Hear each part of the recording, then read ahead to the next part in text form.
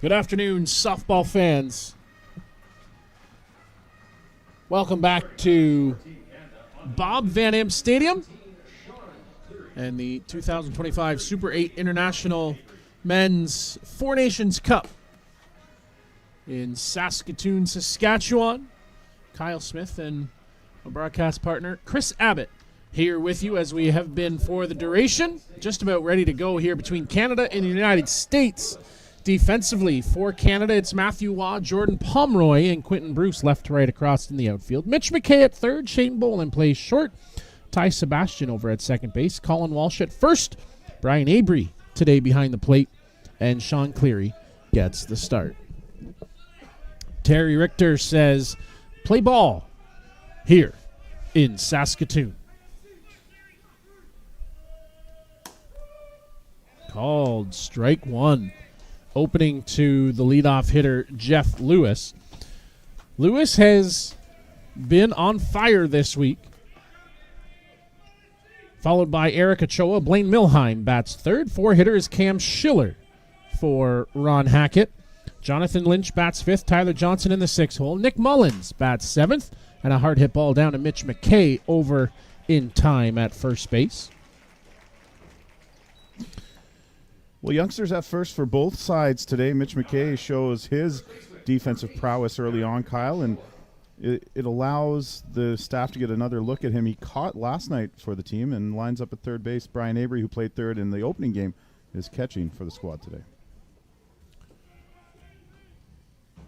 Lots of shuffling around the diamond. Good to see Brian behind the plate. You would expect to see him there at different points through the week. Blake Hunter also has donned the catcher's gear this week. Tell you what, getting Jeff Lewis out to lead off the game is a huge plus for the Canadians. Lewis has been just such a good leadoff man for the U.S. through this tournament, through the group stage last year. And these teams get the first look at each other since back in Auckland in 2022.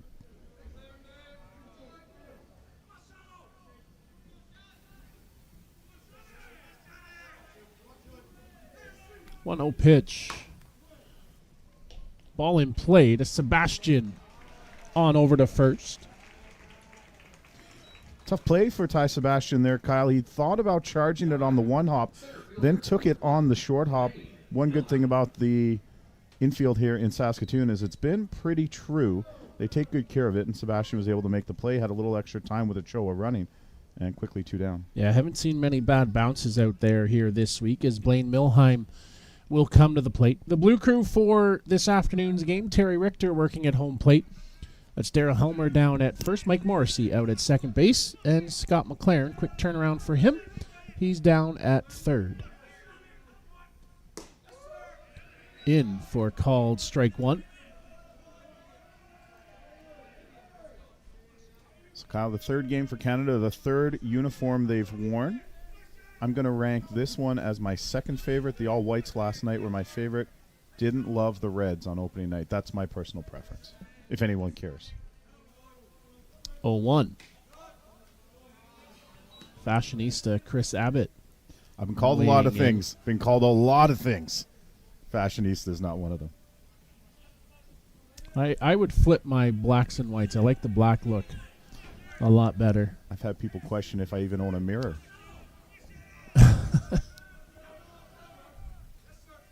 1-1. Down on one knee, it's McKay. Cross the diamond, and a 1-2-3 inning. Good start here for Canada in the top half of the first. We'll come back with the bottom half after this. Canada.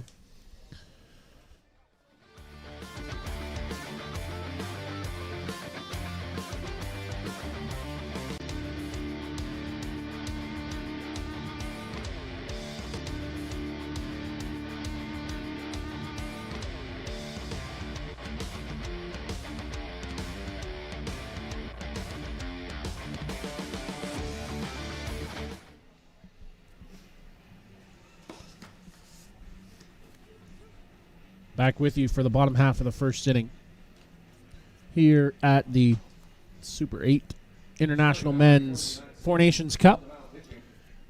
Defensively for the United States, it's Jonathan Lynch, Blaine Milheim, Tyler Johnson, left to right across in the outfield.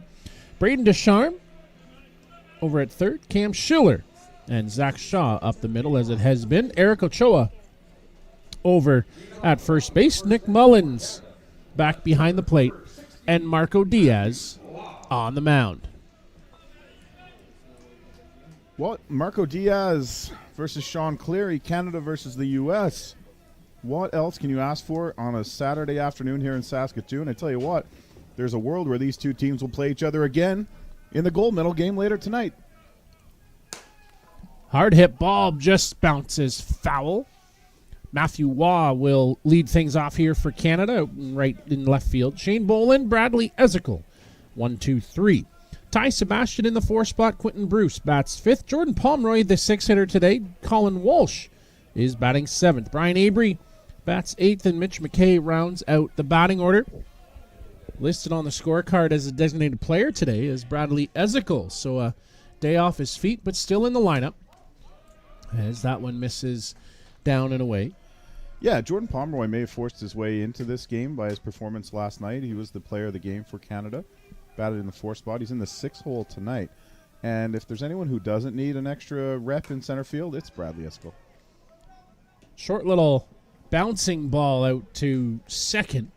Cam Schiller in tucked behind Marco Diaz, as it's going to come right back into your living room here. Cam Schiller, always sure-handed out there at short for the U.S. He is their anchor defensively on the infield, and he'll get the speedy Matthew Waugh for the first out. And that one busts in for called a strike.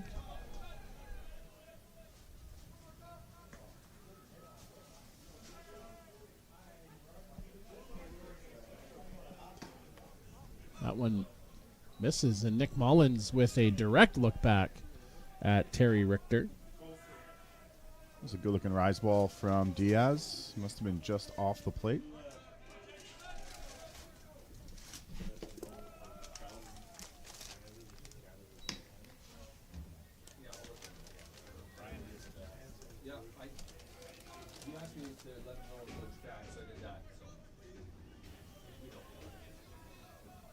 Two 2-1.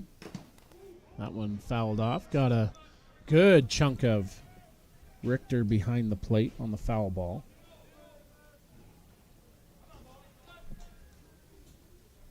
Shane Boland was a healthy scratch in Canada's win over Japan on opening night.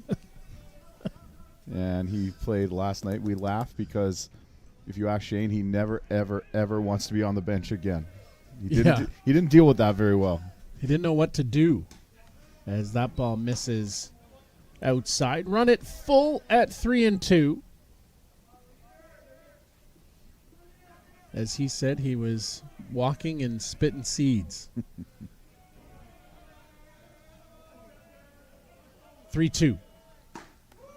Called strike 3. Boland caught looking, and he'll have to turn around, and little walk of shame back as he had thrown that bat to the wayside. Oh, I think Shane knew that was a strike. He tried to sell it as a walk. Hard drop ball in the outside corner, and there's 2 down for the Canadians. So Bradley Ezekiel now the designated player today. He comes to the plate. Brad had a hit, couple of fly balls last night, but everything was back the middle, which is a good sign for him. There's a snap of the glove for strike 1. No one harder throwing than Marco Diaz. Drop misses 1-1. Well, Brad usually watches Diaz pitch from about 150 feet in the other direction. Now 200, I guess. It's 150 behind him, maybe. But he's a center fielder on his club team, so this is different for him.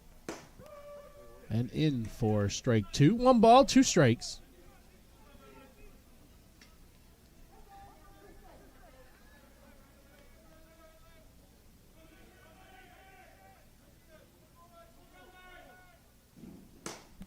Bradley punches at that one foul. Speaking of out in center field, Kyle, I'm sure cameras will pick it up later, but that's where the Black Sox have decided to park themselves for the afternoon and watch this game. They await their destiny, as what happens here will play into who plays next, as the one hop down to Ochoa. He'll neatly play it over at first. Sends us to the top of the second. Nothing.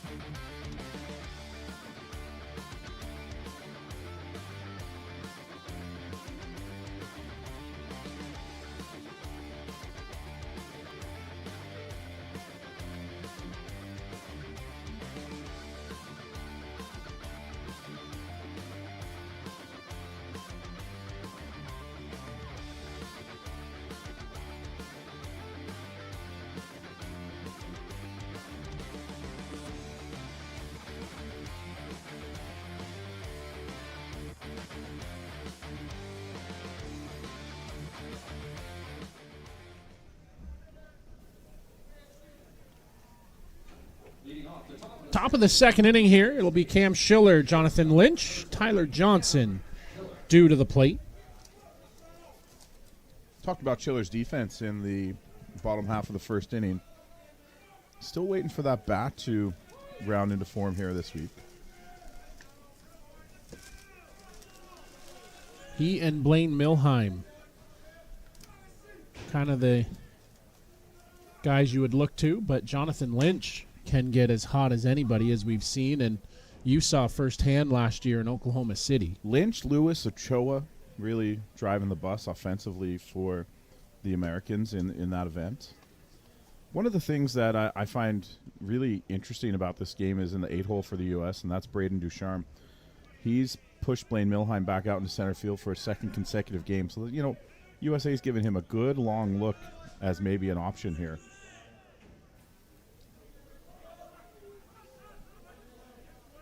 Cleary, 0-1 off speed in there for strike two, and you're looking in and seeing Sean Cleary wearing his untraditional number 19 uniform. Well, it's Jeff Ellsworth's number. We'll have to get on the investigative reporting side of things.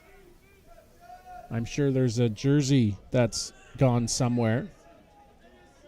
Well, they had him listed as 39, which is Les Howie's Howie, number. And that ball lifted up, circling around and out to Matthew Waugh.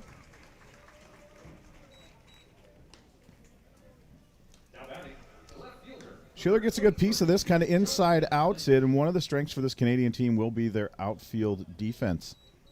And Matthew Waugh is as good as they come out there. Just an embarrassment of riches, really, for the outfield defense for Canada. But yeah, all I can figure is there's something wrong with Sean's. It's not here.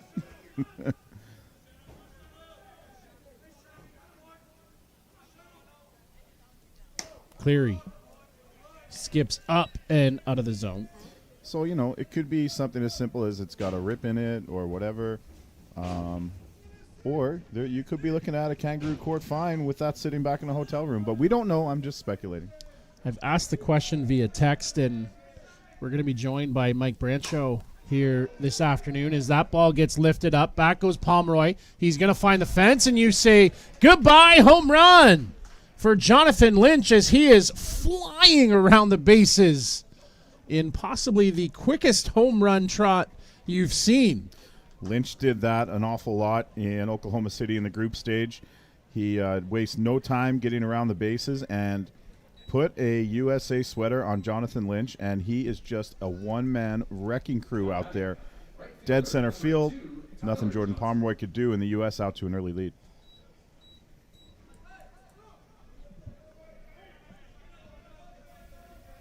Tyler Johnson now comes to the plate.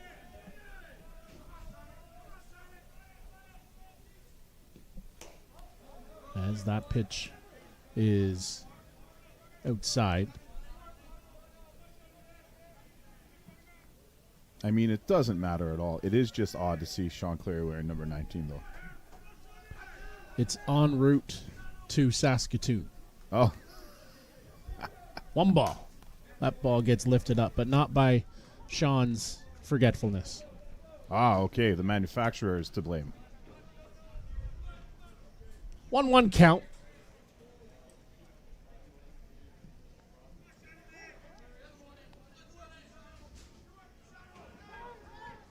Time called as the balls come onto the field. Well, a helpful fan, but a helpful fan just cost himself $1 because if you bring back a ball via a home run or a foul ball, you get a buck.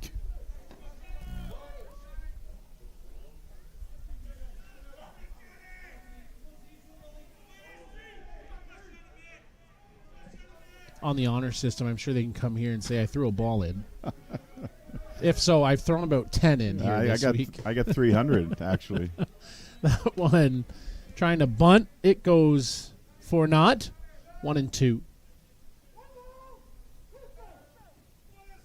Although we did get in on the 50-50 tickets here today. Yeah, the jackpot is climbing steadily, so Kyle and I made our donation. 1-2. That one goes sky high. Ty Sebastian gives way to Jordan Pomeroy, who comes in and makes the catch. Well, pretty clean game here so far. We've seen some good pitching, good defense. The long home run by Jonathan Lynch, but otherwise, moving right along. And that's what you expect to get from teams at this level. Canada USA not in the same pool in Prince Albert, where play begins on Tuesday.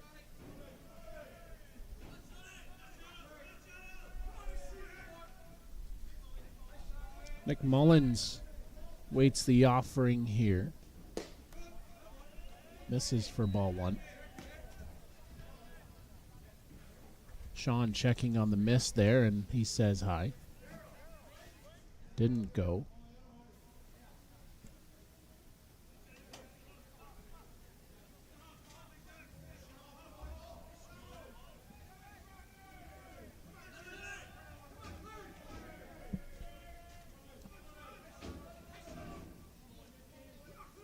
One oh. Swing and a miss. Strike one, 1-1. Cleary pitched 2 innings in relief last night against New Zealand. He looked good. He was working down, and he's primarily working down here again. And threw a lot of change-ups last night.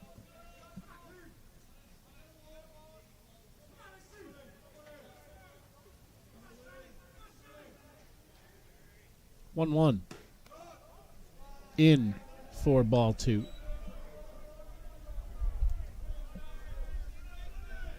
Coming up to the dinner hour for the East Coast.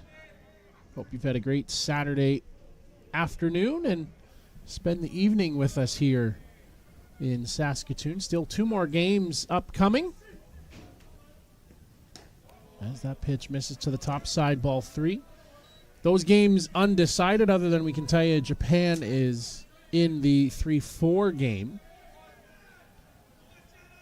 Depending on the outcome of this, we could have some mathematical equations to break out the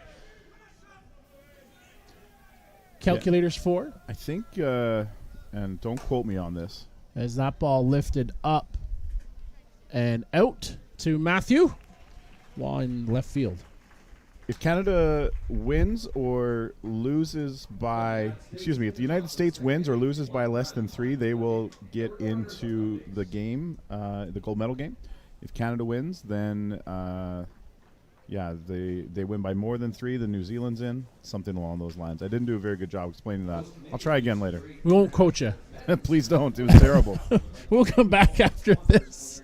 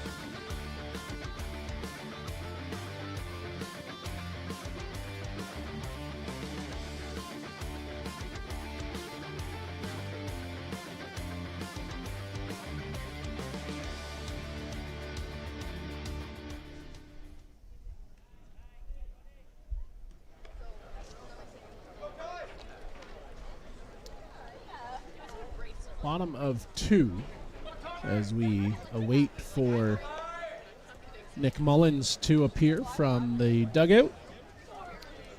Say his name and he appears. It's one for the little inside one for the wrestling fans out there. I picked it up.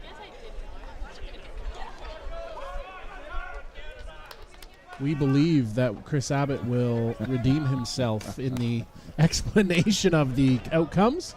Fair ball just inside the line and an out at first base. Ty Sebastian was 1 for 4 in the game on Thursday. Wasted no time today going across and making the out is Ducharme. And our first look at him at third base. Now there's some question. Jeff Ellsworth and John Stewart are saying, how are you calling that ball fair if he's in foul territory when he gets to it? And they're going to check at third base. It's not the third base umpire's call, though, pal. Yeah. They're going to stay with the call. And an out over at first base. So, yeah, let me try that tie-breaking thing again. If Canada wins, the United States will be in a 3-way tie with New Zealand and Japan. And if Canada wins by less than 3, the U.S. will win that tiebreaker. If Canada wins by more than 3, New Zealand will win that tiebreaker. And if the United States wins, then we look at a rematch with Canada, as both teams will finish 2-1. Now we'll quote you on that one. That was pretty clean, actually. That was well done. Hope you were recording. Opener to Quentin Bruce comes for strike 1. And that one climbs out of the zone. Ball 1, 1-1.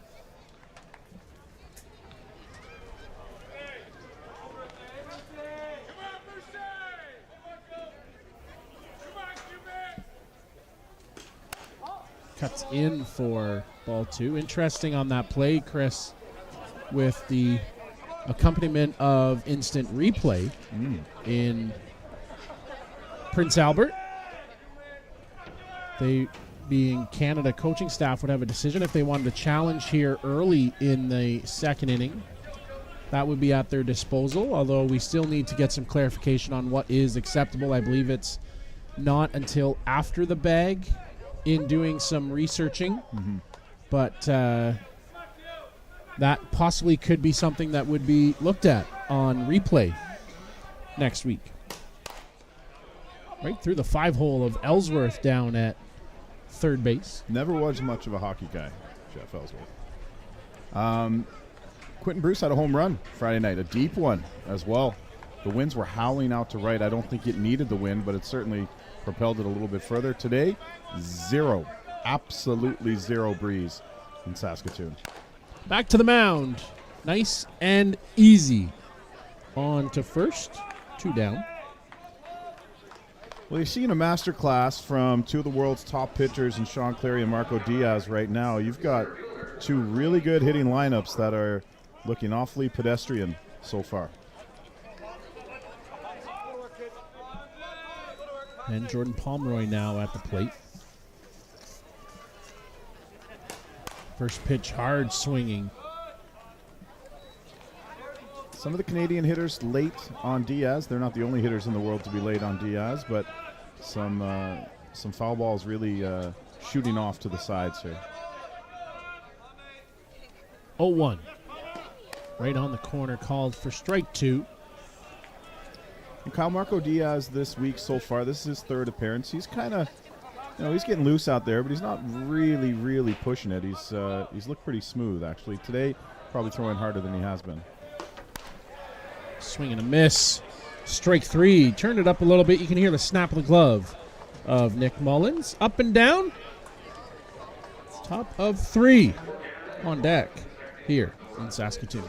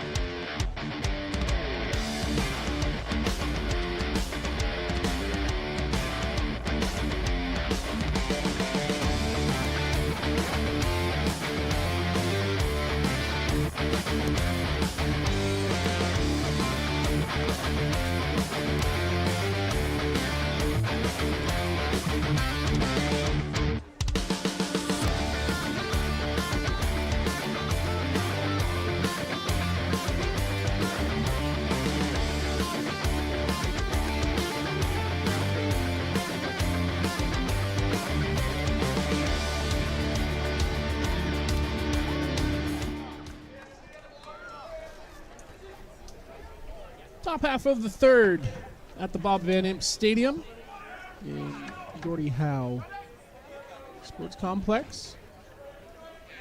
Sean Cleary back on the bump here for Canada. Brad Kilpatrick getting loose down in the bullpen for the United States.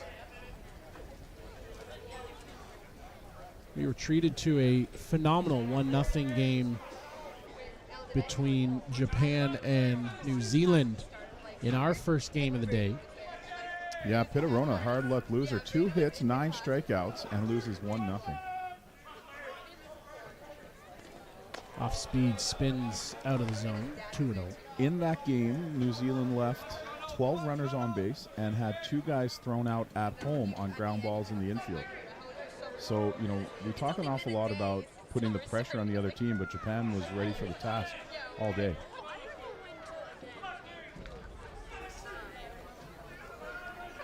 Two-0. Outside, ball 3. Trying to stretch that zone of the home plate umpire, Terry Richter.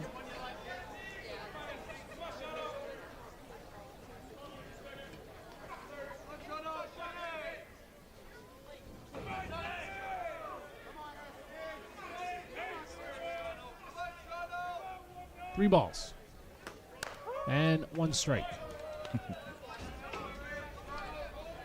Ducharme, like you said, Chris, getting a second look at third base. Yeah, it's normally a position locked down by Blaine Milheim. They have had trouble going back to the group stage last year getting offense from center field. So this could be a way to get a little more pop into the lineup if Ducharme can contribute.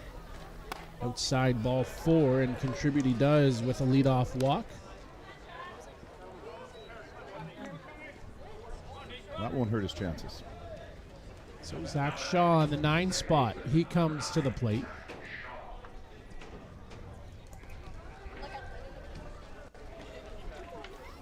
And Zach Shaw's locked in there at second base for the U.S.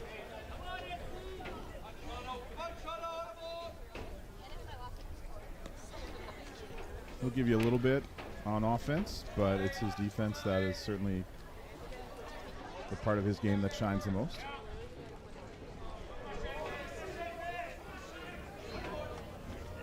Cleary. Nice ball, well out.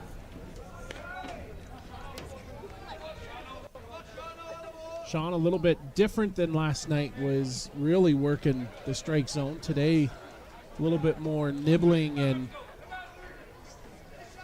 not exactly inside of it. 1-0. Comes in, and that one lifted up. It's a long run both ways, and it's an underhand catch for Quentin Bruce as he comes a mile and a half. Yeah, routine, I don't know. He scoops it, makes the catch. It pops up out of his glove a little bit, and holds on. It'll just go down as an F9 in the scorebook, but had a little more color on it. Routine as routine can be in the scorebook. No pictures in the scorebook. So 1 down, and we go back to the top of the order, and Jeff Lewis here for the United States. 1 hop, McKay going to play it, and no chance to get Lewis. Really no chance, played back, but just too high of a hop there for Mitch McKay. Yeah, obviously Lewis runs well here. McKay smart not to try and make a throw. Sometimes you might see a more veteran guy turn and just fire that to second base and try to catch Ducharme turning, but discretion the better part of valor right there, and we runners at first and second for Eric Ochoa. Ochoa grounded out back in the first. He's another guy that the U.S. would like to get going. Had a big swing, though, yesterday on a 2-run shot.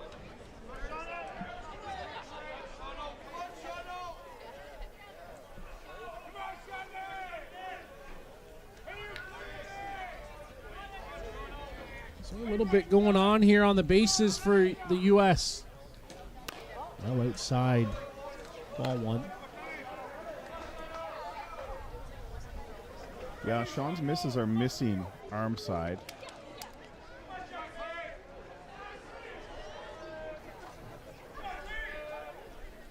Yeah, he came out of the bullpen last night. Looked pretty good. Quick turnaround for him.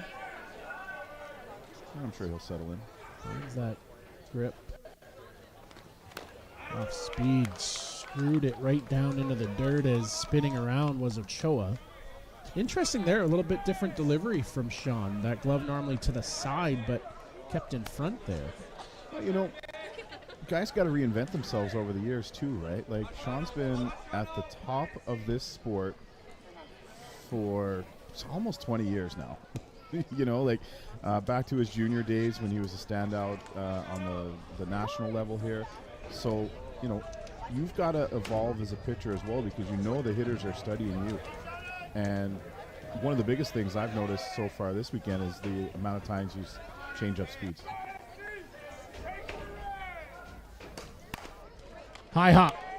Touch the base, on to first. And a double play by Mitch McKay will end the inning and get Canada into the dugout. Bottom half of 3 coming up after this.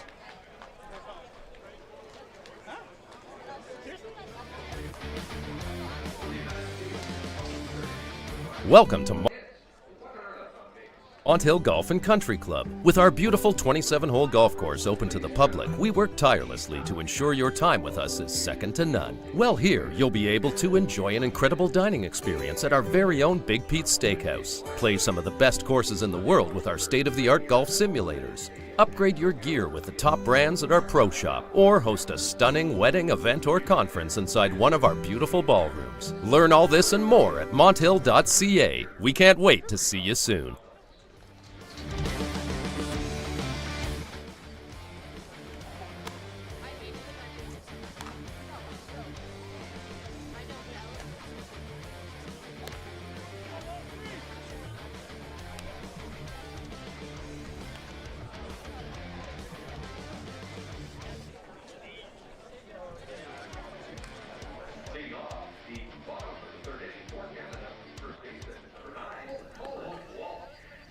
Colin Walsh will lead things off here for Canada in the bottom half of the 3rd. Brian Abry and Mitch McKay will be due to the plate.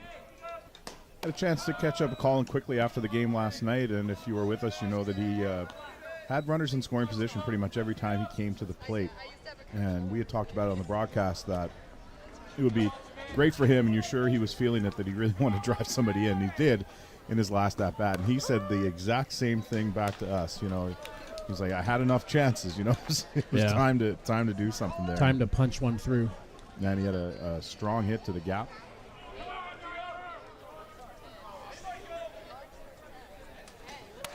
And called a strike, working away there to right-handed hitter.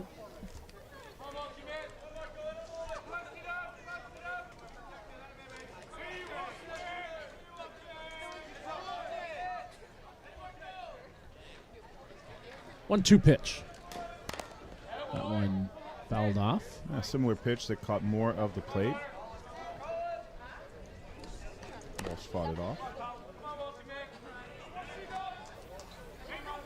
May not get a better pitch to hit than that.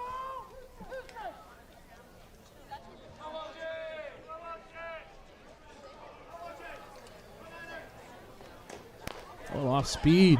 Diaz, glove flip.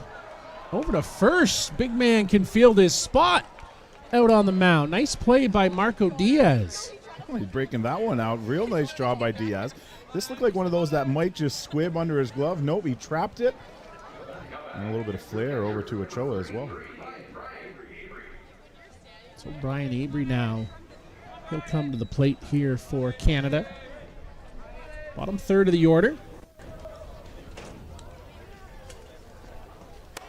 Misses the opener for ball 1. And Chris, the video board has turned on out in the baseball field. Saskatoon Berries look to make it 17 in a row tonight. Yeah, the Saskatoon Berries have the hearts of the local ball community, that's for sure. They had a 21-4 win the other night in the Western Baseball League out here. Roster made up of a lot of players that play college. And this is where they come to play their summer ball. That one gets to the backstop. Was told there was a lot of fans over there the other night for that game. Saw a couple up at the top of the stairs turned around watching us over here. A ball fan's a ball fan, that's for sure. 2,000 in attendance over there the other night.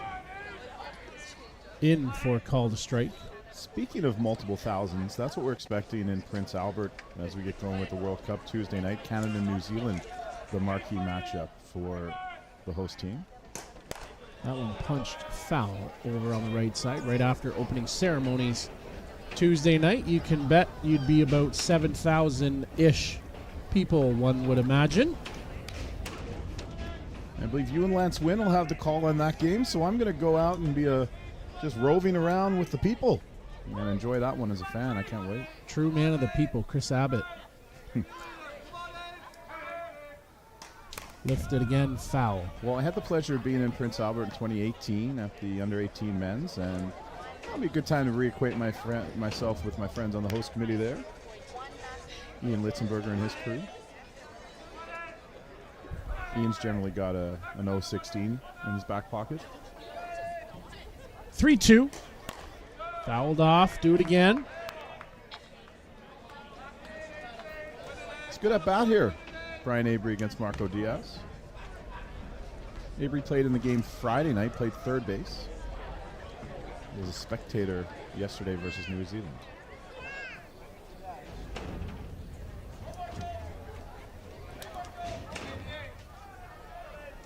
Full count. Lifted out on the right side. That's going to fall in for a base hit. Win the battle does Avery to put himself on base. Nicely done there by Brian. Professional at bat and just stayed within it. Dropped the hands and pushed it the other way. That's a tough pitch to hit. Marco Diaz coming inside with a drop ball like that and a full count. And Brian Avery, it's a big, strong man. He's able to muscle it out into short right field. And nothing Tyler Johnson could do but play it on the hop and keep Avery at first. Mitch McKay now will come to the plate. He half swings for strike one.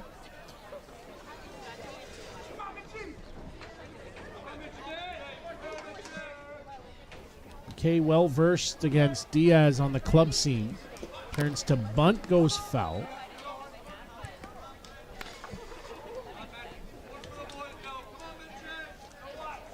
Oh, 2, not an enviable spot to be in. Matthew Waugh is on deck just off screen right, looking to get his second look at Diaz. 0-2. Well outside. Ball one. For both these teams as they march towards the last game of this event and prepare for the opening day at the World Cup. You want to get a few more guys in, I think, Chris, and fouled it off. Get a couple more hacks and reps before we head north. Yeah, it's a delicate dance. You want to get your team used to playing together, your kind of your A roster, but at the same time, you want to make sure that everybody is feeling good as you head into a sprint that is the World Cup. In previous years, we've had 7-8 game round robins. It's a bounding ball. Gets out of the glove of Schiller. No chance. Goes as an error. Even if Cam Schiller gets to this ball, his momentum is taking him deep into the hole. I'm not sure that he's going to get McKay at all. We'll wait for the official scoring on it. Doesn't really matter as Canada now threatening with runners at first and second back at the top of the order. Yeah, they've got an error up on the board. Sure-handed Cam Schiller normally gets that one. So runners on, one down. And the top of the order, Matthew Waugh here for Canada. To the corner for call to strike. See if Marco maybe turns the wick up here.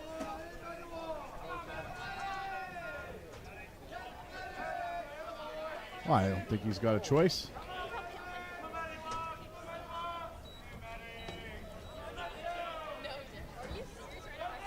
They've taken the error away from Schiller and given Mitch McKay a hit on that.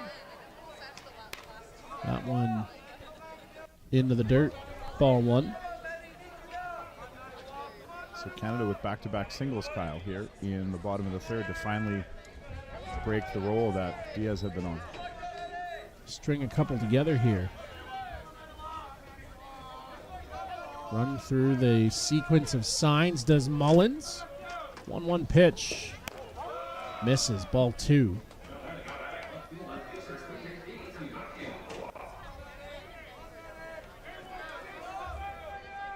Well, Waugh has seen just about anything that any pitcher in the world is able to offer. He's been in this spot plenty.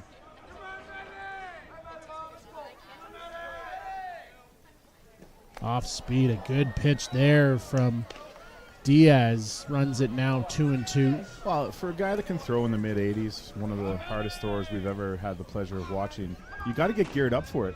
So then when he breaks that changeup out, it can make you look silly.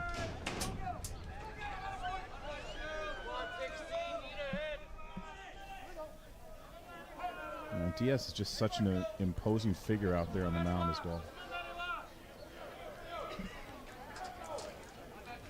2-2 pitch. Outside, and it gets away from Mullins. So up into scoring position. Thought he had it in his glove and then kind of rolled the wrist, and it rolls back behind him. Yeah, he just couldn't come up with it. I think you got to give that a pass ball, Kyle, on the Nick Mullins there. Yeah. He had it, and as he rolled to squeeze, it actually pushed it out of the glove. So Matthew Waugh now with runners in scoring position, and here was an Achilles heel for Canada last night, Chris, in that game versus New Zealand. See if they can atone here and make do. Misses. Ball four. Load the bases for Canada as Waugh draws the one-out walk. Well, real nice at-bat from Matthew Waugh here, and Diaz was working him away and low, and the drop ball never found the zone. And Waugh wasn't going to go chasing it, and a huge opportunity now for Shane Bolin.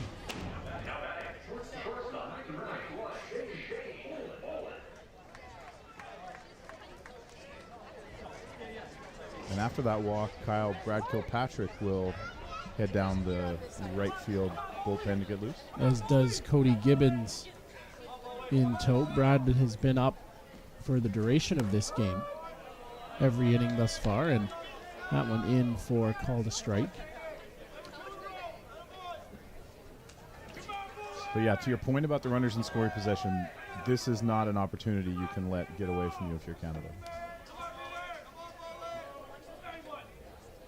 Diaz fouled off by Boland. Two veteran hitters, two accomplished hitters in Shane Bolin and Brad Esgel with just one out.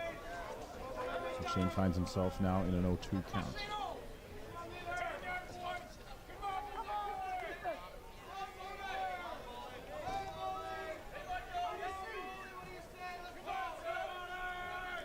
Canada left 10 on the bases last night. Left the bases loaded in the first. That one misses. Ball one in the first last night. This is the first inning that they've had anything going. With one down and nowhere to put them. It's a 1-2 count.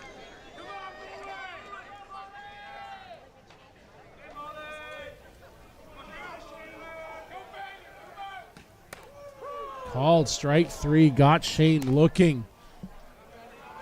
And for the second time, Bolin down on strikes. Similar pitch as well. On the outside corner, Shane didn't like it. He muttered either to himself or to Terry Richter, but he's back looking for answers in the dugout.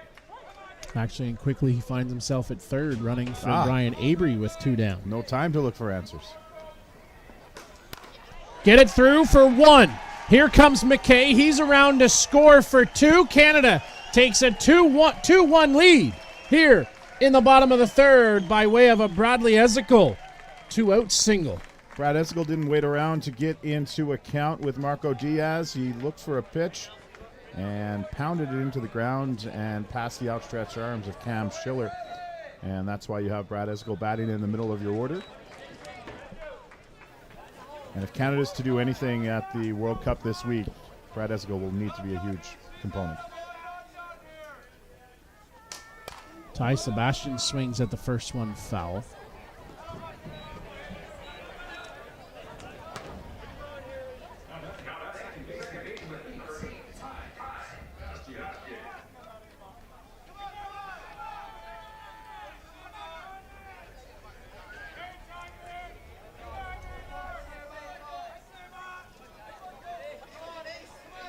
Oh, 1. That one misses 1-1. Diaz had retired the first 7 batters he faced, Kyle, and you cannot understate the importance of the bottom of the order getting something going for Canada here. Brian Avery, Mitch McKay, turn it over to the top of the lineup. No, you're absolutely right. That's what you look for, right, is something in the bottom to serve to the top, and that one misses top side. You know, sometimes when you're facing a pitcher at the caliber of Diaz and your big guys aren't doing much, there's not a real expectation of you down at the bottom of the order. You want to contribute, but if you don't, nobody's going to judge you for it. But kudos to Avery and McKay for putting the team on their back here in the third. That ball fouled straight back. It's also, you talk about the bottom of the order, but it's guys who are normally in the middle of orders. True. The other part of the season. But you're right, like down at the bottom of the order, right? You're just looking to turn things over to the top, get yourself in a position to contribute. They did that and cashed here by Ezekiel on the single. 2-2 count. That ball dribbled foul, right side. That was maybe a little bit of an emergency hack by Ty Sebastian as that ball ran in on him.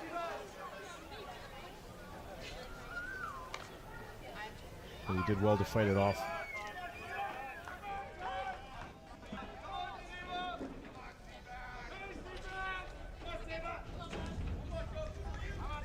Two.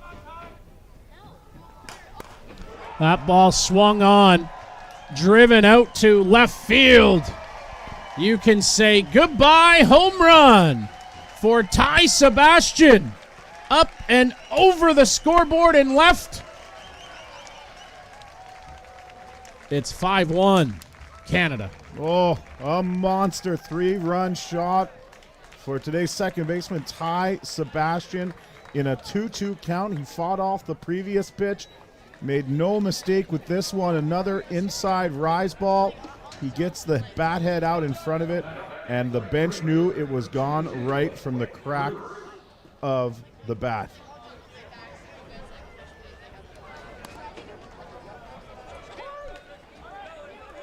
So crooked number up on the board here for Canada as that one misses down and away.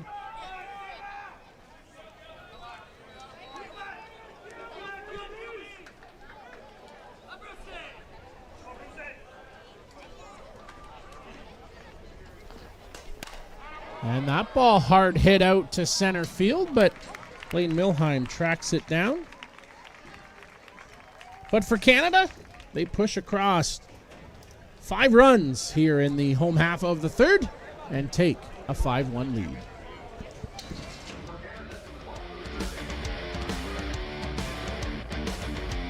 Welcome to Mont Hill Golf and Country Club. With our beautiful 27-hole golf course open to the public, we work tirelessly to ensure your time with us is second to none. Well, here you'll be able to enjoy an incredible dining experience at our very own Big Pete's Steakhouse. Play some of the best courses in the world with our state-of-the-art golf simulators. Upgrade your gear with the top brands at our pro shop, or host a stunning wedding, event, or conference inside one of our beautiful ballrooms. Learn all this and more at monthill.ca. We can't wait to see you soon.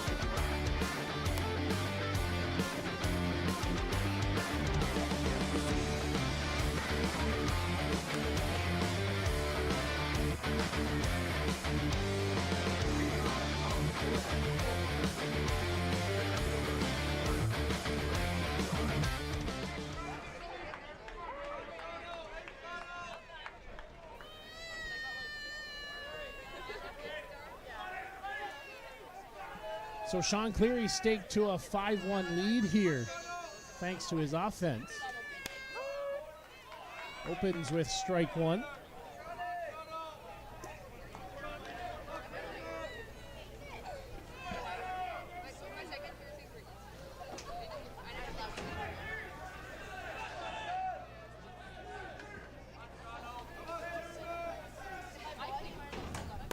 And Milheim lifts that up, out, and right over to Quentin Bruce, who comes across to make the catch.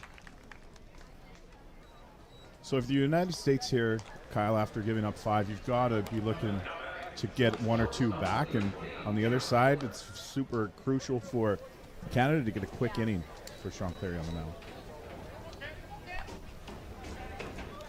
Yeah, we talked last night about needing a shutdown inning. This would be one of those situations again.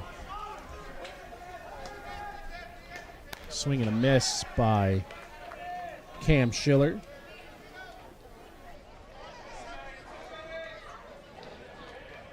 Yeah, biggest takeaway for the 5+ innings we've seen from Sean Cleary here in this pre-tournament is his changing of speeds.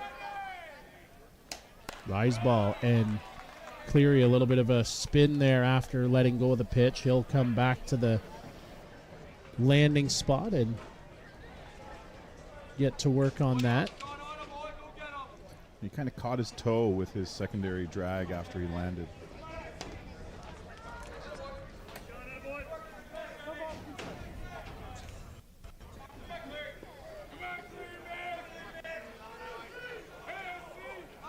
Oh, 2. Well outside, ball 1.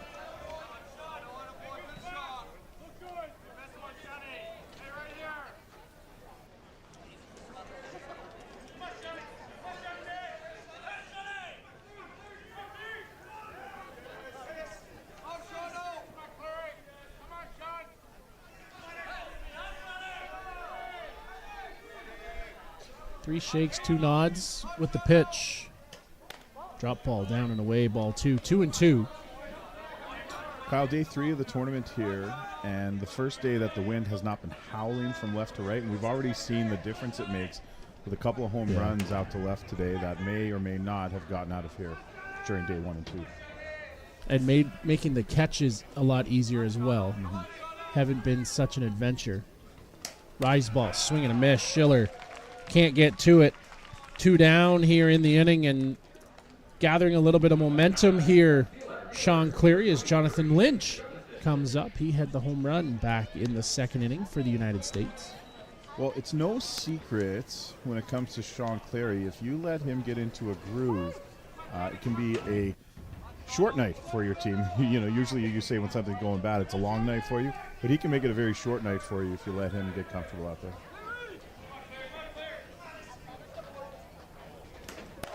Right painted to the corner for strike 1, and again looking down at the landing area. Curious to see the strategy for Team Canada on how long Cleary will go as the starter. We saw Devin McCullough pitch 5 innings in his start. Last night, we saw a short outing by Ty Sebastian as Canada used 3 pitchers. Took a little bit off that, and it's lifted up. Long run here for Matthew Waugh, but he'll get to it. And under it for the catch. Up and down in order. Bottom half of 4 coming up after this.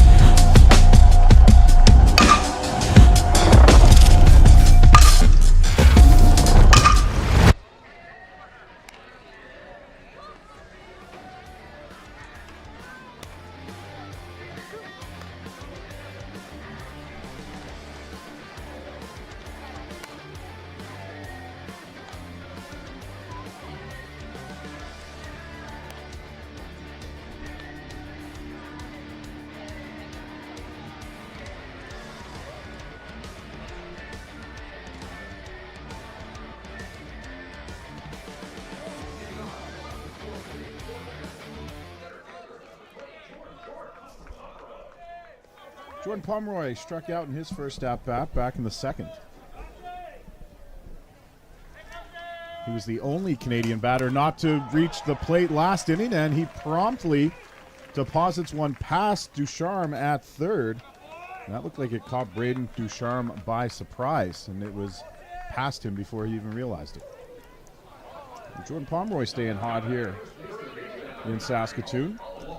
Yeah, it was right by his glove real quick. Almost took a step to his right when the ball was on his left. So that brings in Colin Walsh.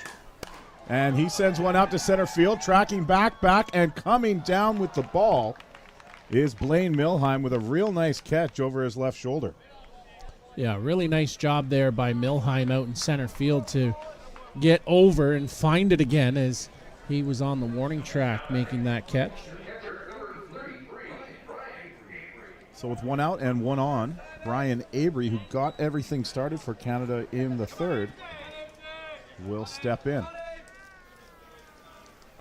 Pomeroy does have some good speed over at first.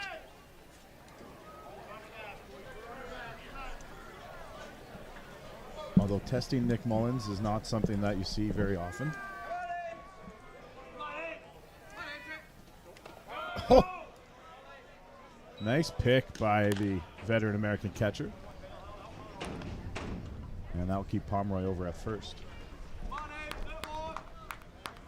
Avery single came around to score on the Brad Esgel RBI single. Well, in fact, he didn't do the scoring. Shane Boland scored in his place. Pomeroy does test Mullins, and he is safe as the throw is to the shortstop side of the bag. Cam Schiller had to adjust and do a 360 just to come up with the ball. And Pomeroy is safe at second.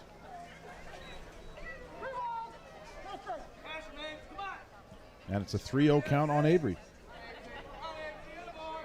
All's quiet in the USA bullpen. 3-0 right down Avenue P here in Saskatoon for strike one.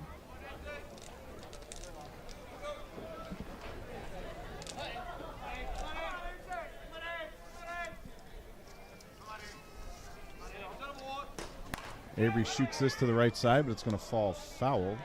And now the count is full. Well, it's Brian Avery that got it started last inning with his one-out single.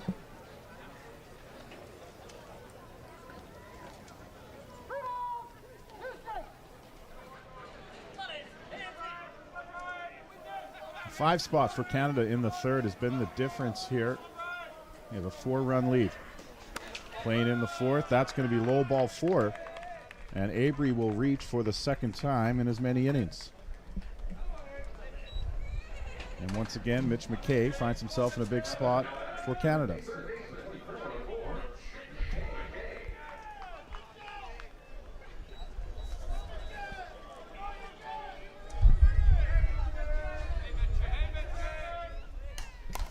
First pitch swinging, McKay will foul it back.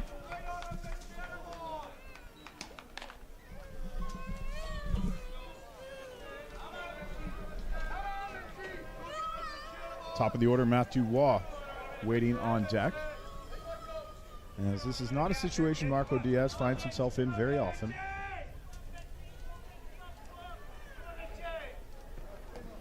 In the dirt one more time. Nick Mullins called upon to keep the ball in front of him.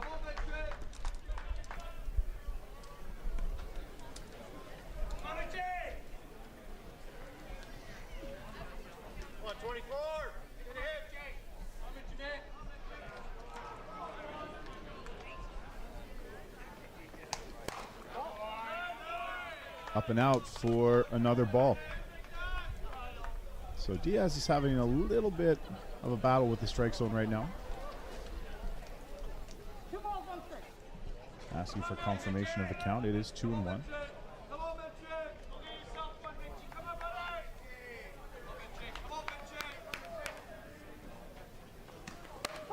Drop ball in tight. McKay thought it was too far inside, but called a strike.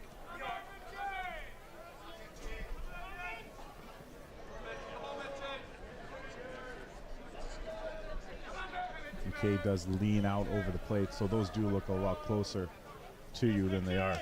Drop ball outside, swing, foul, tip, and picked by Mullins. And that will be the second out of the inning. McKay goes down on strikes. Get another look here. It's a nice drop ball outside. And McKay got ever such a small piece of it, but still right into the glove of Nick Mullins. McKay will take over and run for Avery at first. And back to the top. Third plate appearance in 4 innings for Matthew Waugh. Walked and came around to score on the Ty Sebastian home run.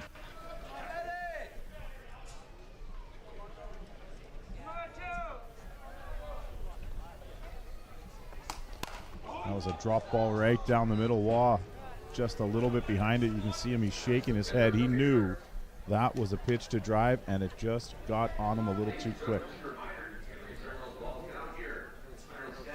2 more games coming up here at Bob Van Impe Stadium as we clue up the Super 8 International Men's 4 Nations Cup, a warm-up event for next week's WBSC World Cup. That begins Tuesday in Prince Albert, Saskatchewan. Those games will be available on gametime.sport. Myself and Kyle will be joined by Lance Wynn to bring you all the games, 4 games per day, all on the main diamond at Prime Minister's Park in Prince Albert. A great venue. It hosted Group B qualifying last year. Another foul tip. That was the 76th pitch of the game for Marco Diaz. So we'll see how long Ron Hackett and the American staff let him go.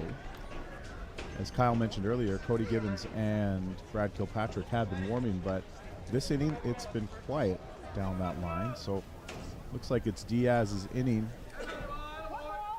And then we would presume that would be it if he gets through 4.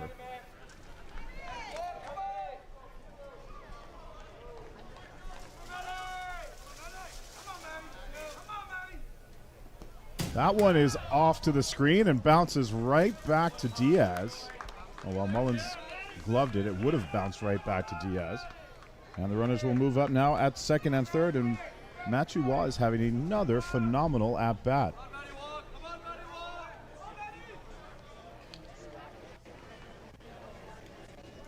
So that'll go as a wild pitch. 2-2, 2 down, runners at second and third.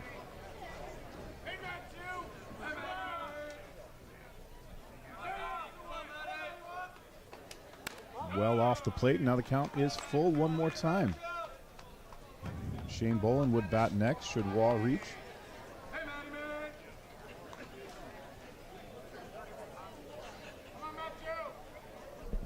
This is very reminiscent of the last at-bat Waugh had just last inning. He worked a walk.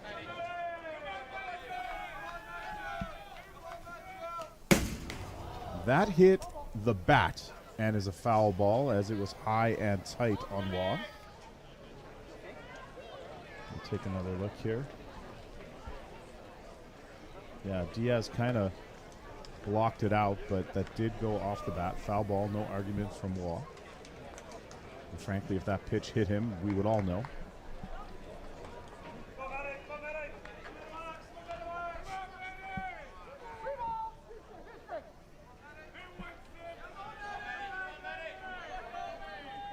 Waugh asked for a little bit more time as he bailed out and hit the deck. He lost some of the grip on his bat.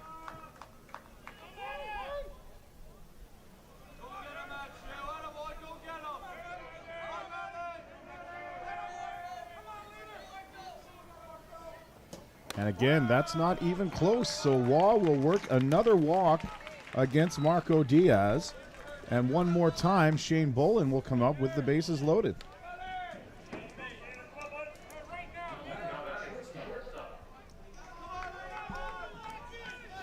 Bolin has gone down looking twice. Swings at the first pitch, up the middle. Schiller will trap it and toss to Zach Shaw. So Canada will leave 3 aboard, but they also have an inning where for a second time in a row they made life very difficult on Marco Diaz. And after 4 complete, it's Canada 5, USA 1 here in Saskatoon.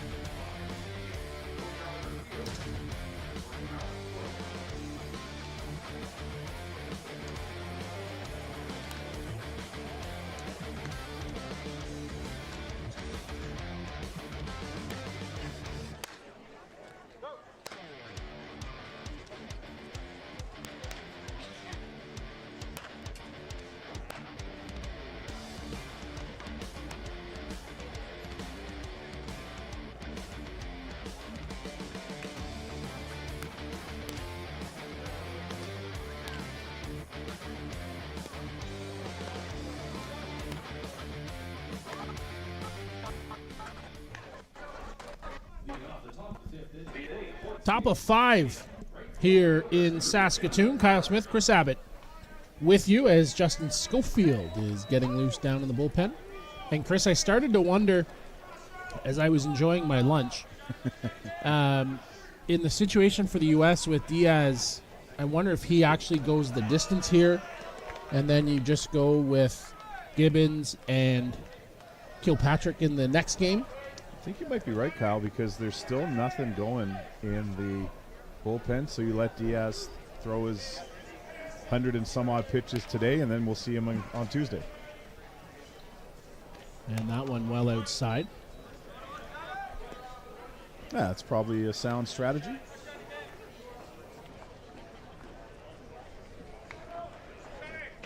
With Schofield loosening, you'd think probably see him in the 6 for 6 and 7, and then see Devin McCullough a little bit later. Be interesting if this score holds. Then that means New Zealand and Canada would play in the final later this evening. And if you use McCullough there, does that mean Cleary goes on Tuesday?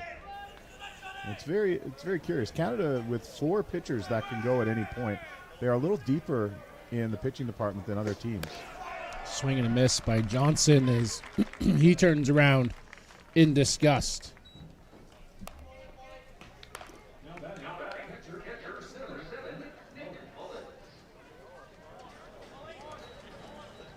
As pundits kind of size up this, and there's Justin Schofield. He's been in every game so far for the Canadians, closing them both. Good attendance down in the Great Western Brewing Company Beer Garden this afternoon. Not that I'm surprised. Nice Saturday. Not too hot, but it's warm. A little bit of cloud cover to keep you protected down there.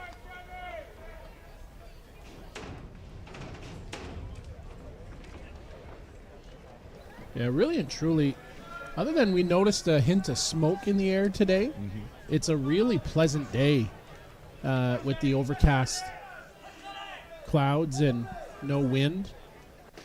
Really nice softball day in the ballpark as that one gets in for called strike 2, and Mullins with a look back. Yeah, and for our viewers who might say, what do you mean smoke in the air? Well, unfortunately in Western Canadian summers, the last number of years, we've had a lot of wildfires in our vast forests burning, not so much out of control right now, but continually burning. Sean thought he had a strikeout there as I did too. he reeled it back in, 1-2. So there was some smoke in the air this morning, and either we've gotten accustomed to it, Kyle, or it's kind of gone out of the area. I think it's the latter.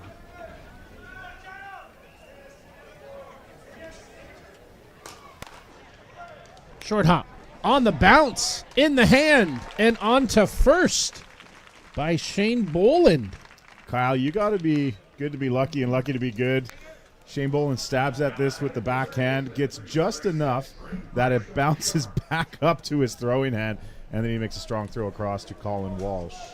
But we've seen a couple of times today, we saw it with Reese Evans in the earlier game, just that ball seemed to stay right there, and good for them to be able to find it, have the coordination to come down with it.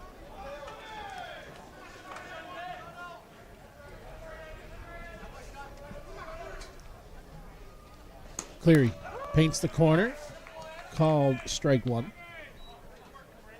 Braden Descharme, he comes to the plate with a walk in his back pocket.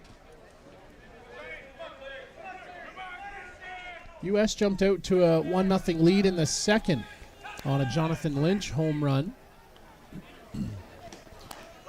And then turn it around, Canada with 5 capitalized by Ty Sebastian's 3-run shot to make it 5-1 where we stand here right now. Yeah, the way this game started, it looked like it was going to be pretty clean, pretty low scoring. We thought maybe that the Lynch home run would be something that would stand up. And then all of a sudden, Canada flipped the script on Marco Diaz and USA in the 3rd inning. And then, we're threatening again in the 4th.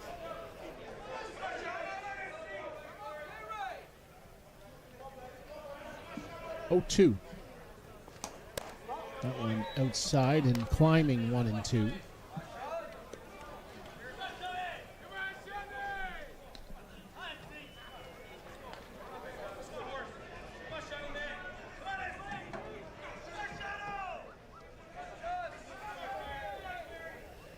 Sean runs through. Now comes set. Off speed. So good for so many years. A swing and a miss for the third out. And Canada leads 5-1 as we go to the bottom half of the fifth.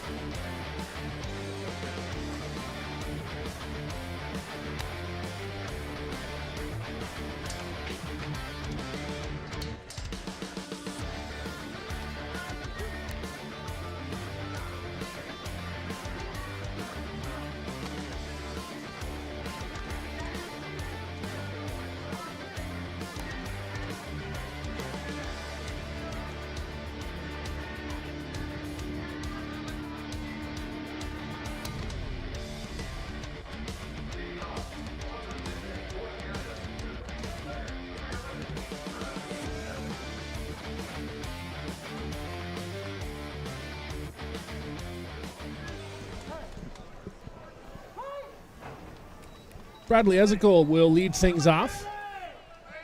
Ty Sebastian on deck as that one misses outside.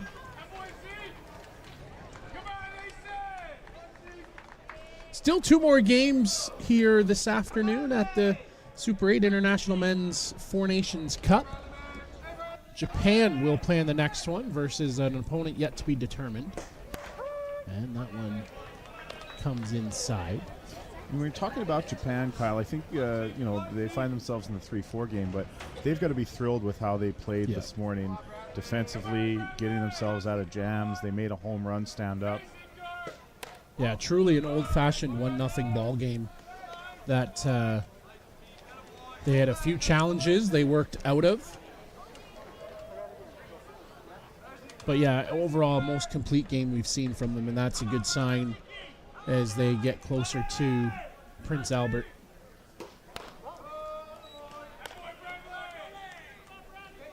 Brad Ezekiel is the one that got the scoring going for Canada, and he's in a very hitter-friendly count right now.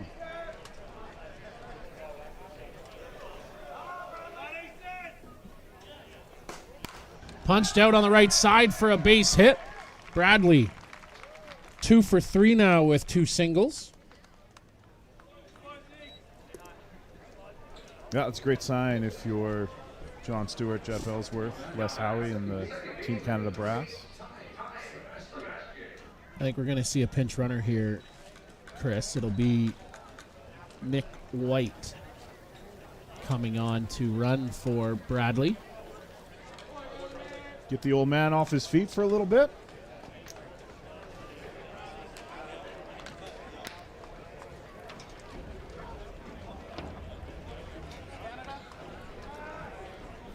White had a stolen base last night, Kyle, and we don't have any inside information, but looking at this from the outside, we do think that Nick White will probably be one of the first guys off the bench in a running situation for Canada during the World Cup. To be honest, would be in a very much similar situation like this. Mm-hmm.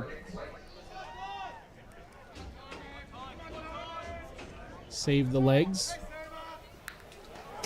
Hard bluff. He got somebody, I heard, runner being called. Oh, he got more than one. I heard a couple of gones there. Speaking of gone, Ty Sebastian yanked one over the scoreboard last time up. Nearly sent it over to the Saskatoon Berries field. Diaz. He'll come set.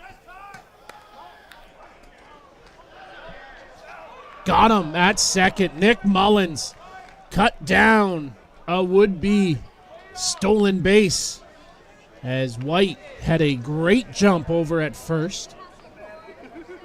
But Mullins showed the strength in that right arm. Yeah, I mean, I think everyone here knew that Nick White was going to be running at some point during this at-bat. It's a Look, we talk about a warm-up event, and you want to get him an opportunity to get going as much as possible. That was a great pitch to throw on. And a neat and tidy ground ball to Zach Shaw for the second out. Quentin Bruce now at the plate.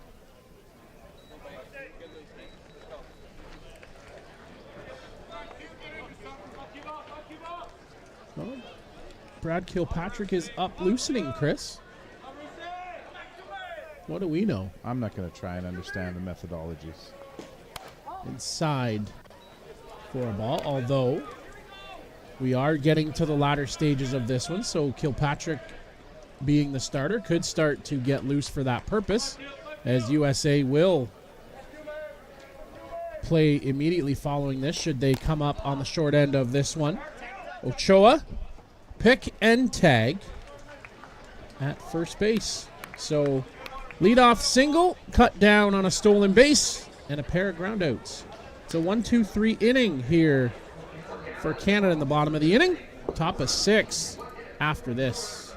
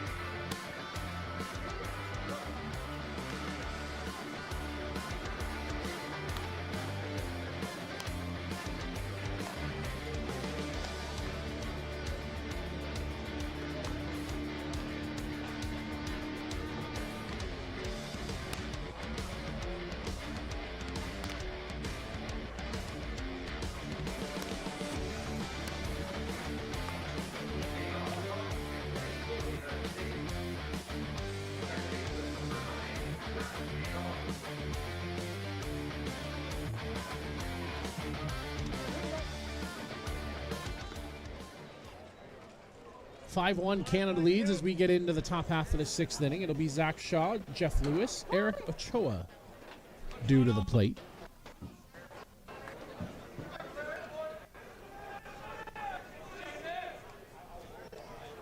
A few more fans around for this one. In for strike one, and New Zealand is starting to pack things up, Chris, as they maybe are thinking that it is in hand and they could start their preparation and maybe head back for a little rest before they got to return to the ballpark. Well, I wouldn't go too far just yet. That's a foul ball on the right side.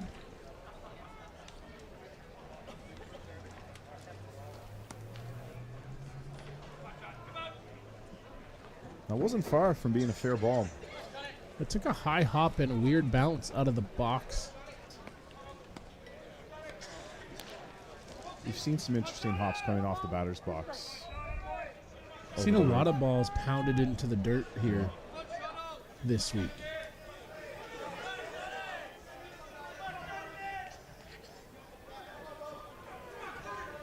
(0-2) called strike 3 on the outside corner, and Zach Shaw stood upright. Well, Clary will be happy to get that pitch out there as he split Brian Avery in half. So Jeff Lewis now on the top of the order. He had a fielder's choice and a ground out, both times over to third base. Well, just 2 hits allowed for Sean Cleary, the home run by Jonathan Lynch, and then the high chopper to third that McKay had no choice but to hold on to. Those are the 2 hits Sean Cleary's given up in this game. Such a great off-speed pitch there to open up to Lewis. You can see the rotation on the ball just falling in for strike one.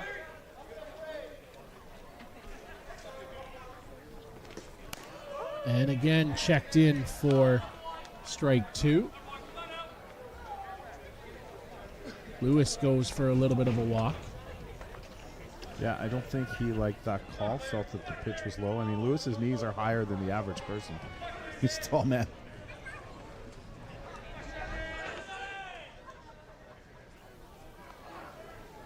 Oh, 2. Into the dirt. 1 ball, 2 strikes.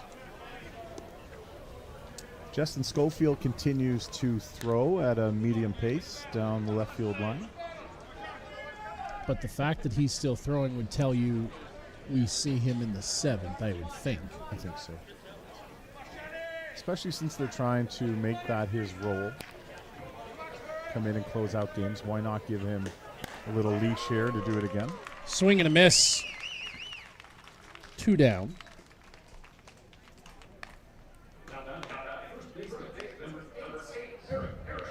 And Kyle, your theory about Marco Diaz earlier, I believe, is going to be correct, that this will be it for him in the Four Nations Cup. And the fact that Cleary is throwing into the 6th here leads me to believe that maybe he will be the opening night starter against New Zealand.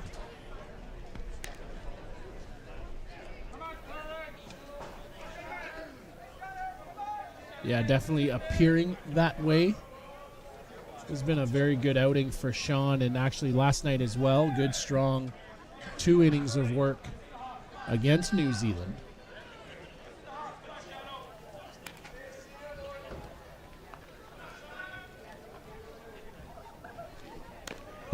Off speed again. That one check swing, but can't hold it. And again, we're seeing a lot more changeups too from Cleary here this afternoon. Well, why not? Why not put that in the hitter's head? Say, oh, Sean's coming with more changeups now. Okay.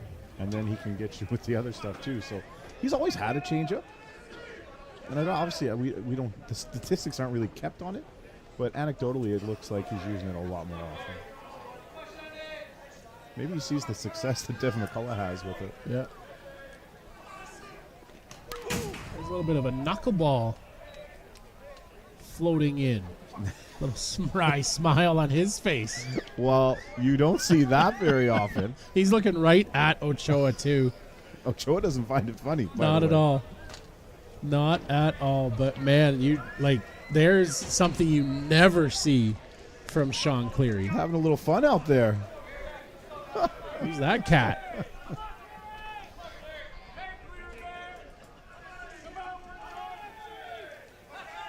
Ochoa's saying, just throw that one more time. 0-2. Hard drop ball on the outside corner for ball 1. See that patented Sean Cleary rise ball here, up and in? On a 1-2 count. He's been working the outside drop ball a lot on the lefties today. I think he goes back there, but let's see. 1-2. Just misses. A low rise ball. Sean not smiling on that one. Maybe a little extra glare behind those sunglasses towards the umpire. 2-2.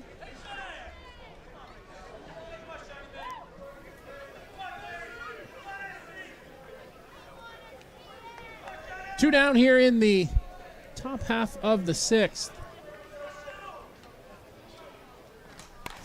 Right on it is Ochoa.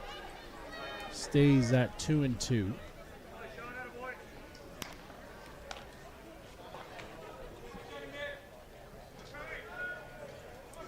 You know, we talked about it on the podcast that comes out on Monday, but Canada likely to see a lot of players exit and retire after this tour. Absolutely. You'd have to think Sean Cleary, one of those guys. Yeah, Sean's in his 41-year-old year. Swing and a miss on a high drop. Ochoa down, swinging, strike out the side. 7 on the afternoon for Sean Cleary. Sends us to the home half of the 6th here in Saskatoon.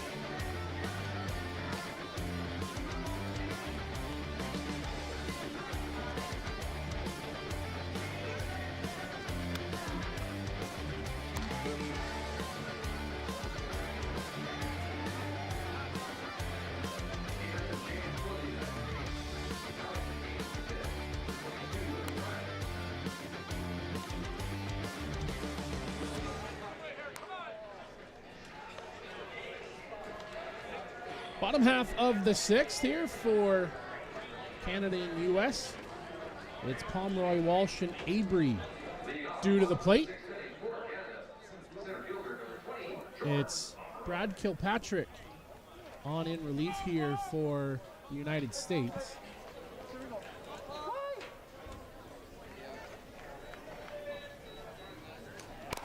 Little hook to that, and one pitch, one out for Kilpatrick.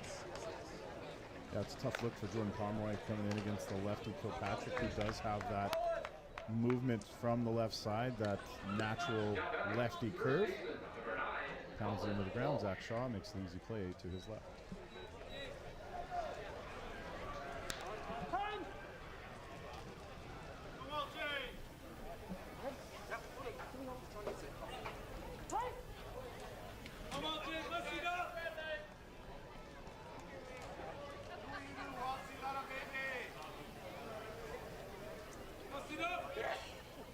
Brad with the pitch inside, ball one. Our next game scheduled for 5 o'clock local time.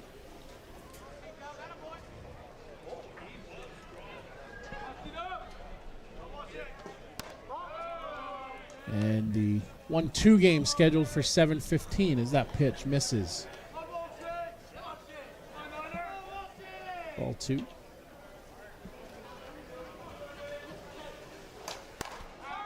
Colin gets into it, but right out to center field. Good piece there by Walsh. Yeah, that sounded pretty good off the bat, but tracked down in center by Blaine Milheim. No sweat. Colin will be happy with his contact there, at least. Sometimes you just can't buy them, Chris.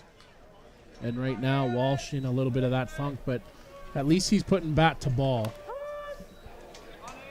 in his at-bats as that opener comes for strike one.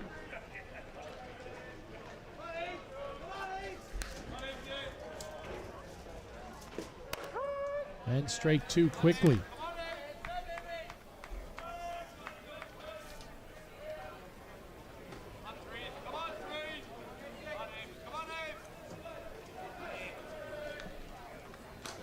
Brian gets on top of that and out to center field.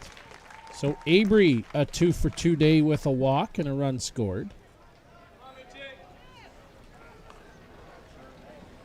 Abry has been stirring the drink for Canada today.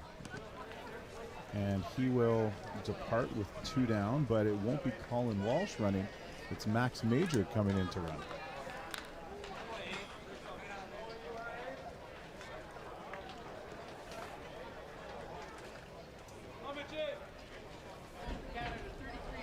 So it'll be a substitution, Major.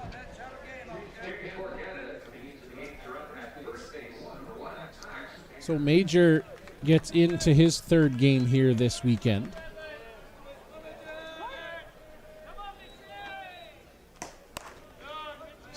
miss. Opening Mitch dropping that back shoulder.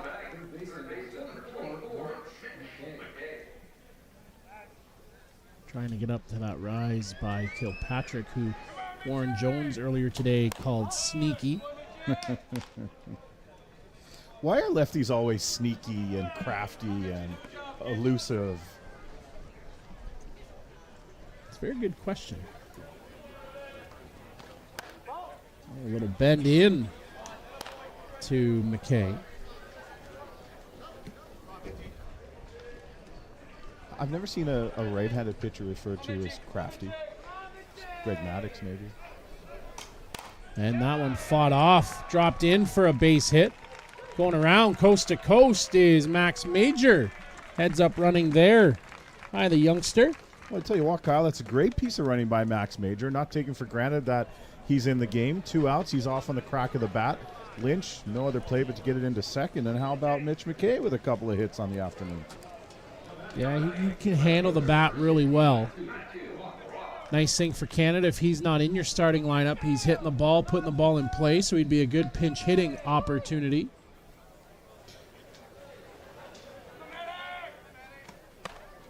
McKay and Major wouldn't be household names for Canadian FastPitch fans at the international level, but I mean, so far so good on the sample size for the 2 youngsters here this week. Follow the club scene and you'd know the name Mitch McKay, especially from the Canadian Championships. But Max Major also and Mitch McKay both played in the U23 Canadians last summer. Major part of the silver medalist Delisle Pride. Swing and a miss by Matthew Waugh.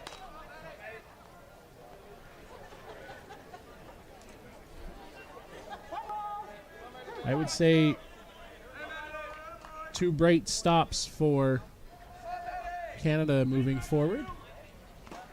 Called strike 3 as it busts in. Matthew thought that was 2 inside, and Terry Richter says, not to me. End the inning. Top of 7 after this.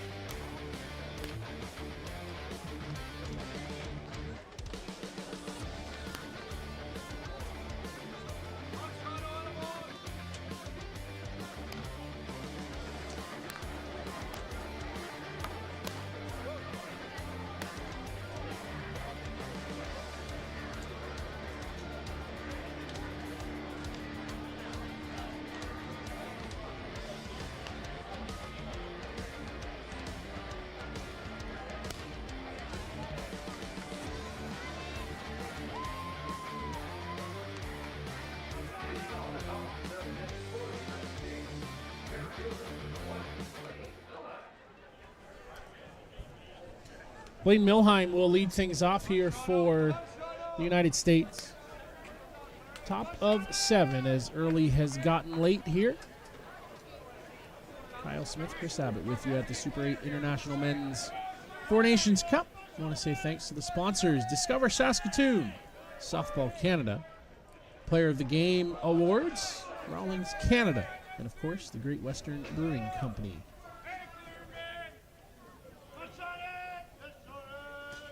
Well, Kyle, I'm a little surprised that Sean Cleary is back for the 7th inning as we saw Schofield getting loose, but Sean's been very efficient, and I wonder if that has changed the approach of the Canadian staff as we go toward this evening's game. Well, 65 pitches coming into this inning for Sean Cleary, so I mean very conservative pitch count. So should be fresh to go, and yeah, save Schofield for later on.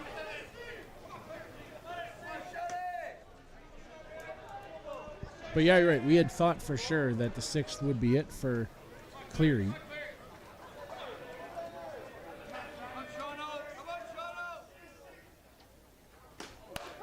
And a little extra snap to that one, 2-1.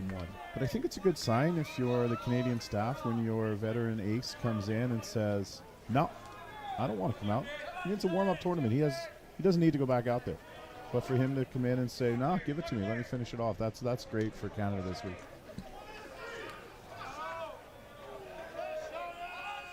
2 balls, 1 strike. That ball lifted up, long run. It'll fall in for a base hit, then skip away from Quentin Bruce as Blaine Milheim finds a way on base. This is curious to me, Kyle, and it kind of falls in no man's land, but I also feel like nobody really took charge out there between Jordan Pomeroy and Quentin Bruce, and they're talking about it as they walk back to their positions right now. It was a change-up, but there was enough loft on that it would usually be caught. Yeah, they kind of were looking at each other almost like, who's going to take it here?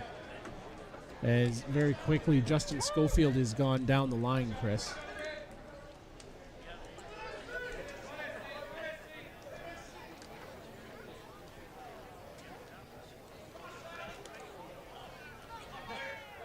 Cleary. He comes set to Schiller. Right to the edge for strike 1. Keep it in mind here, Kyle, that it's not really a 5-1 game if you're the U.S. It's more like a 3-1 game because you only need to keep it within 2 to get yourself into the final. Yeah. Very true.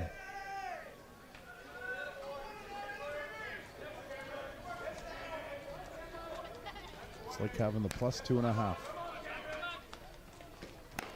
Swing and miss. Drop ball, a little pat of the chest from Cleary.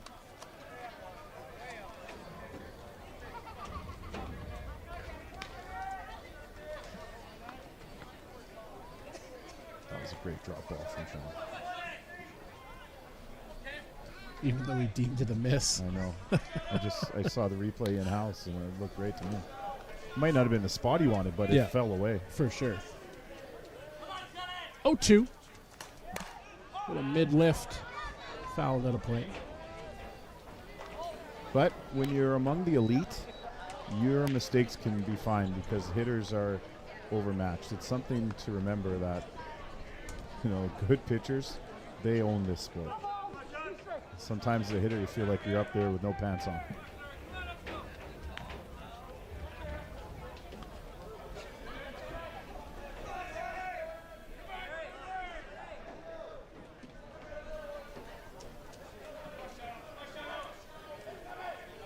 Two. Down the middle, but it's lifted up out to Matthew Waugh. He strides over 7 steps and make the catch for the first out. One down as Jonathan Lynch now comes to the plate. He looks to change the score with a base hit. He's 1 for 2 with a home run. There's another look there. Schiller went down kind of a looping swing, and that's as easy as it comes from Matthew Waugh out and left.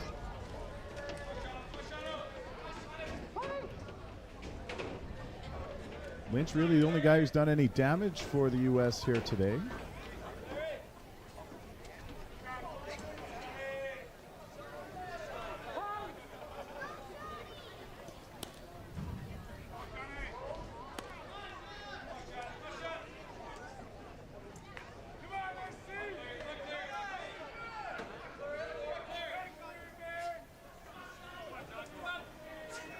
Cleary's going to come set in a 5-1 ball game.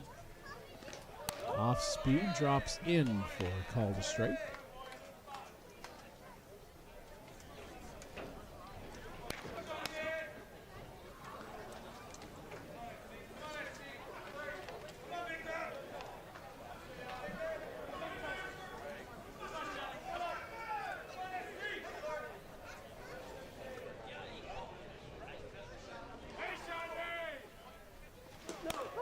On to the corner for called strike 2. 0-2.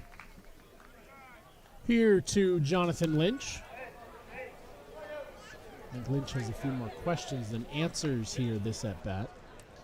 Watch Brian Avery catch a lot over the years, and if he's getting that call on the outside corner, he will live out there all day long. He doesn't try to get fancy with it. If he's going to get that call and get weak contact, Avery will keep his pitchers out there all day. Slow roller. McKay, not in time. Runners on the corners now for the United States.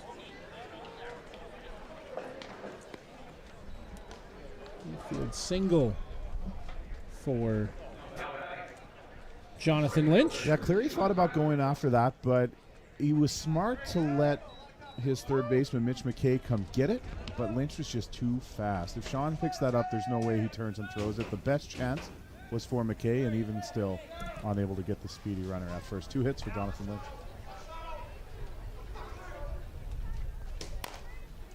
High hop. Can't get out of the glove, and a run in. Will bring John Stewart out of the dugout.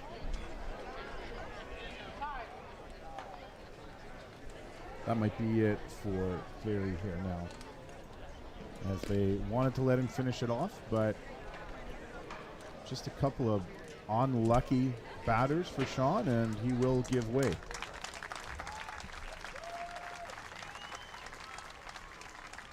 So with Cleary exiting stage left and Schofield entering stage left, we'll step aside and come back after this here in the 7th.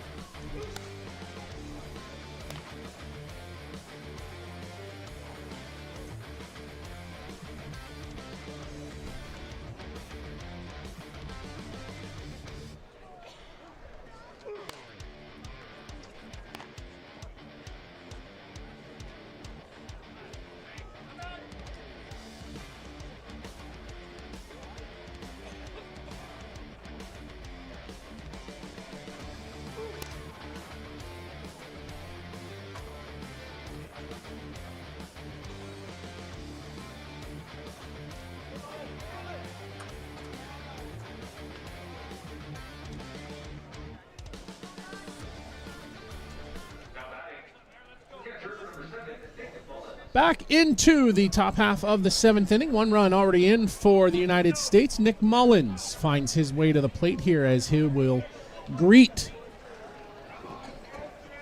Justin Schofield.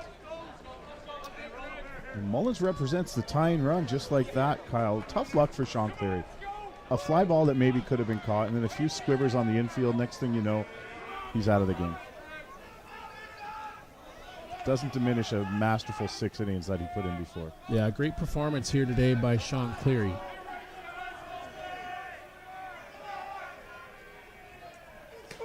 Schofield misses opener down and away, ball 1. And the question will be here for Schofield. On with 2 on. Sometimes it hasn't been his most favorite situation to come into a muddied inning. I wouldn't be too keen on it either, frankly. Got some work. High rise, swing and a miss by Mullins, 1-1. Oh, I had a great look at that coming in from our vantage point. A tight spin, shot up late. That's the one advantage of bringing Justin Schofield out, and I know we've touched on it already this week, but, you know, when he gasses it up, there's not many better. I saw Mike Brancho and Gilles LeBlanc getting out the abacus. Should it be needed here with a few more runs coming in. As you said, 2 and a hook. And I know that magic number was right around 3, and of course that's right where we're sitting. So I'll wait till somebody tells me, because I'm sure we're into multiple decimal points at this point. 2-1 count. Schofield had to work hard to get out of it last night. He comes into it and throws one right hard down the plate. 2-2. Colin Walsh into the circle. Shane Boland into the circle. Big thing here, and last night we talked about it, maybe a little overthrowing from Justin as that adrenaline got pumping. 2-2. Into the dirt, ball 3, nicely blocked by Brian Avery. Count runs full now at 3-2. Mullins looked like that one took the nail polish right off his toes.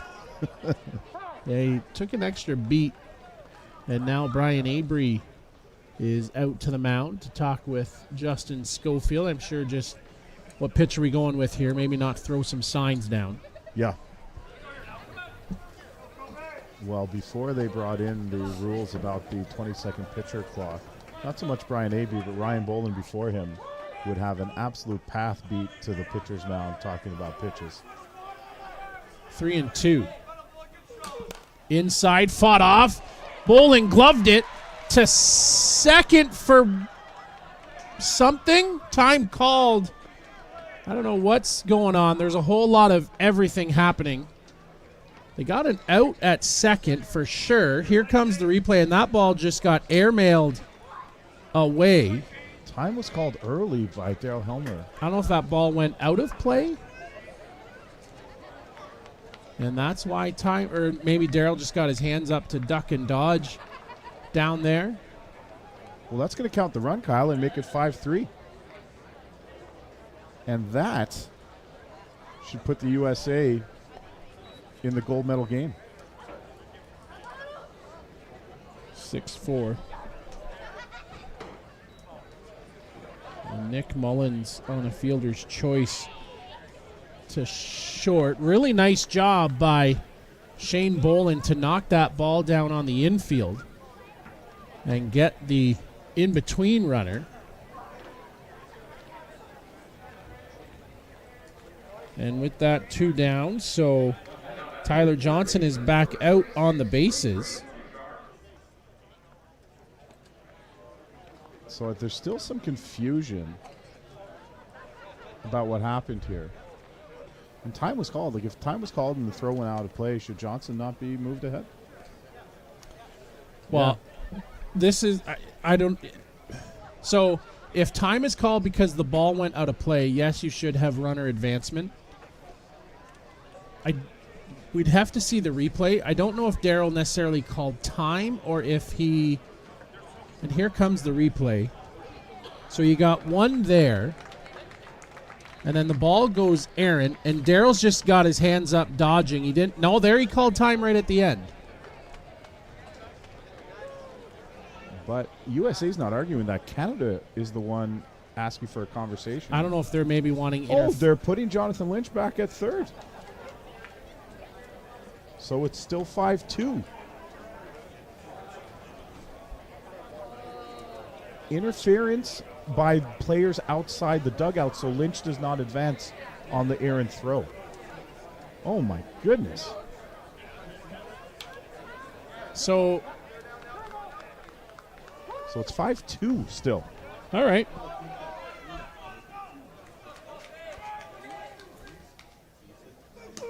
There's a little wiggle to that pitch from Schofield.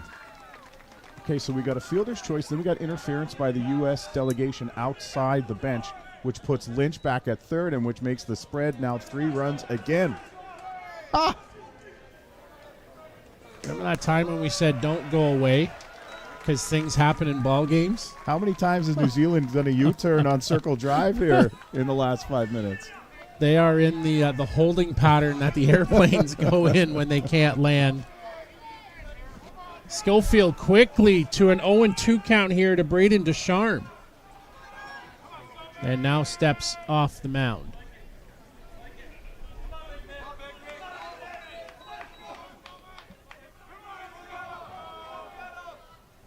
Rise ball, swing and a miss.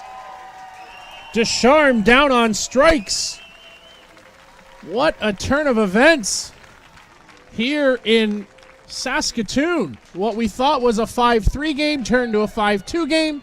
Justin Schofield does his job as the closer. Comes in, does the job. Canada wins 5-2. Your closing thoughts, Chris? Oh, man. With every game we experience here at the Four Nations Cup, the more excited I get about what we're going to get a front row seat to in Prince Albert. Here's the strikeout from Justin Schofield. Talked about him coming in and shutting things down. He does exactly that. And for Canada, they have a 3-0 round robin. They punch their ticket to the final tonight. And I'm not going to declare anything in terms of the next game because I'm really not sure right now who finishes second, who finishes third. We believe that New Zealand will finish second. Yeah, we're going to get the abacus out for sure just to make sure and see what happens. Stay tuned, folks, but right now we are going to turn it over to the public address announcer for Player of the Game awards.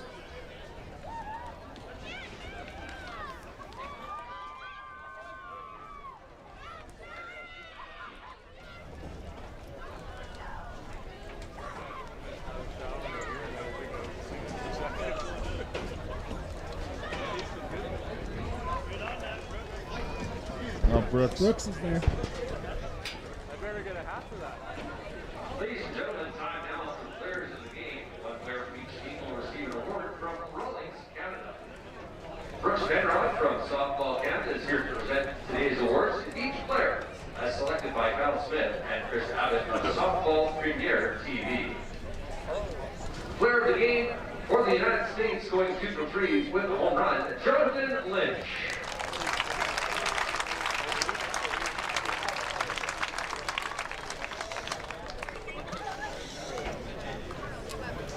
Player of the game for Canada, going 2 for 2 with a base on balls and a run scored, number 33, Brian Avery.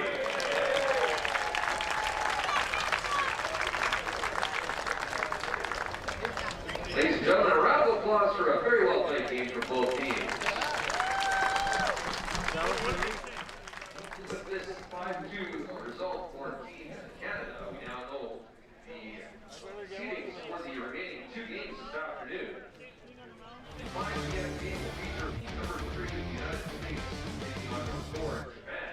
Welcome to Mont Hill Golf and Country Club. With our beautiful 27-hole golf course open to the public, we work tirelessly to ensure your time with us is second to none. Well, here you'll be able to enjoy an incredible dining experience at our very own Big Pete's Steakhouse. Play some of the best courses in the world with our state-of-the-art golf simulators. Upgrade your gear with the top brands at our pro shop, or host a stunning wedding, event, or conference inside one of our beautiful ballrooms. Learn all this and more at monthill.ca. We can't wait to see you soon.